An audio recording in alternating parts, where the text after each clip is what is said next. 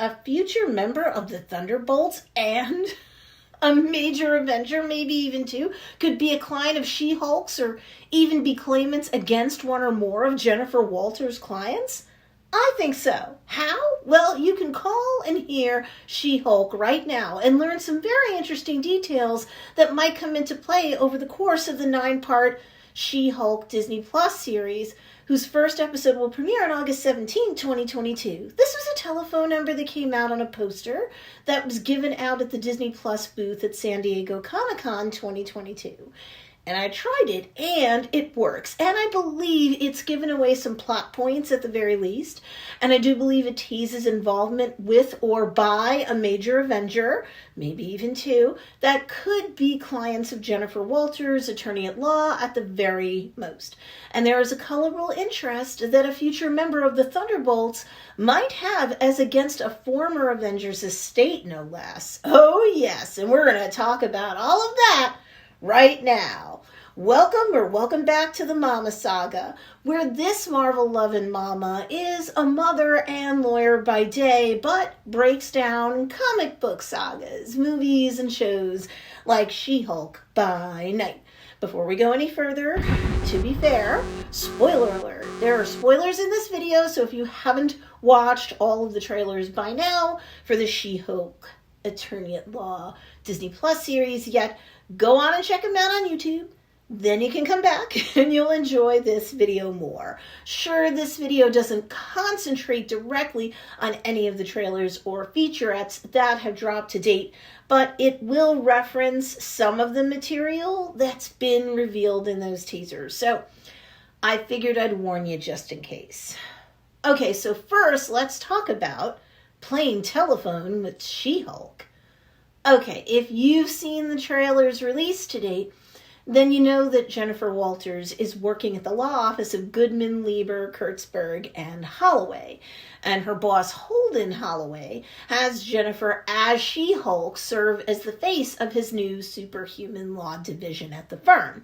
So it wouldn't be unusual for Jennifer to be asked to record a message for those who would call into the firm, but otherwise have to be put on hold, that sort of thing, right? So if you call 1-877-SHE-HULK, surprise, you'll get a real live message that goes a little something like this.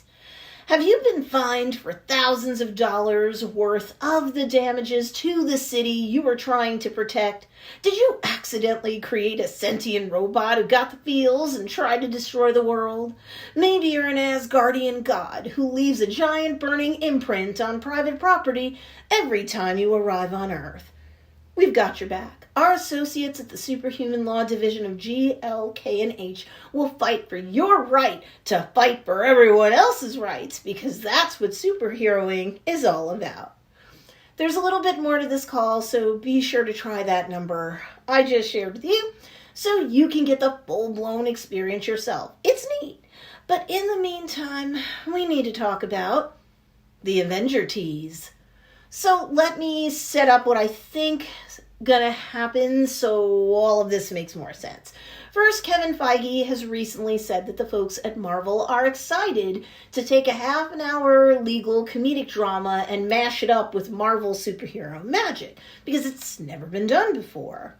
Well, if you've ever seen half-hour legal shows or shows with lawyer-based themes, you know that there's always a focus on a different client and their challenges, the interests that the lawyer assigned to them must prosecute or defend. So, of course, in each episode, we're going to see She-Hulk defending a new client. Well, maybe after the first episode, because I'm going to guess there's going to be some table setting going on, like introducing us to Jennifer, her best friend Nikki, Holden Holloway, and then, you know, how Jennifer and Bruce Banner's blood commingling, happened to make her a Hulk, all of that stuff. There's 9 episodes to this miniseries, like I said, so that means that at least 8 superhuman clients are going to come Jennifer Walters' way. And we already know one for sure, that of Emil Yablonsky, aka the Abomination. Now, there may or may not be a conflict of interest to contend with, so if you haven't watched my recent video, She-Hulk's Conflict of Interest, You might want to check that one out after you're done watching this video. So now if you listen to that voicemail recording that Jennifer made for GLK&H, the first thing I'll point out is that she's going to have to come up with a very unique defense against municipal claims of property damage as against her superpowered clientele, such as the Abomination, who, at least in the past, when battling her cousin Bruce in his Hulk form, definitely created a lot of chaos and destruction. And now the question may be, does he have to pay out of pocket for all of that damage? Or does he have a defense? I'm going to do a separate video brainstorming what Jennifer might argue in terms of superhero-based property damage claims. But the phone call teases the potential for one or even two Avengers to factor into the She-Hulk miniseries as well. First, there's that whole accidentally creating a sentient robot who gets the feels and tries to destroy the world thing. Kind of sounds like, to me anyway, that we're referencing Tony Stark and Ultron. And oh my, wow, I'm thinking that any survivors from the Republic of Sokovia might be seeking damages against the Stark estate, and that could include, and I'm serious, Baron Zemo. Remember, he lost his wife, son, and father to Ultron's forces as they attacked Sokovia, you know, from what went down in the movie Avengers Age of Ultron. As a lawyer, I can totally see Baron Zemo having a claim against the Stark estate for the death of his loved ones, a wrongful death claim to be exact. She-Hulk might have a very tough time defending against this, and I may just explore all of the possibilities of such a scenario in a separate video too. So while Tony Stark is no longer with us, his wife Pepper is, and she can be sued as a defendant on behalf of his estate. Oh wow, the cameo and guest appearances for possibilities for this miniseries just got A-list very quickly. Next we have the reference made during this phone call with respect to an Asgardian god who leaves a giant burning imprint on private property every time they arrive on Earth. Who does that sound like? Could be Thor, could be Loki, could be both. If they were traveling via the Bifrost on planet Earth, Midgard, and they landed in the middle of, let's say, a farm, and the runes burnt into the ground at the landing site or the contact point between the burning Bifrost bridge and the farmland in question, it might lead to a loss of crops and not just burnt up grass and trees and such. Whoa, farmland crops can be quite valuable, but can you successfully sue an Asgardian god from another realm, especially if he never signed the Sokovia Accords, and Thor did not sign the Sokovia Accords? Oh, the possibilities are endless, but I do think that this phone call wasn't just a publicity stunt. It's got Easter eggs stuffed in it, and I think we're going to see more than C and D-list characters and or villains in the She-Hulk Attorney at Law Disney Plus series.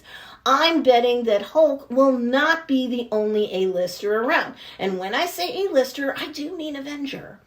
And I'll just put it out there, if you missed my recent video entitled Who Does She-Hulk Work For?, then you should check it out because Holden Holloway is just part of a very interesting backstory that might come into play in season 1 of the Disney Plus miniseries, and you don't want to miss any possible nuance because it could all play into what happens in the MCU moving forward. The Mama Saga post-credit scene. Make sure that you check out the many live streams I've done this week covering everything Marvel that was discussed at San Diego Comic-Con 2022. And if you've got any opinions or questions, put them in the comments below the corresponding videos from the live stream replays. I always read my comments, and if you've got to subscribe to this channel, there's a lot going on every single week here. Anyway, you can follow me on Instagram and TikTok and subscribe to the Mama Saga for more comic book saga breakdowns, Salty Mama style. Thanks for watching, take care, and see you next time.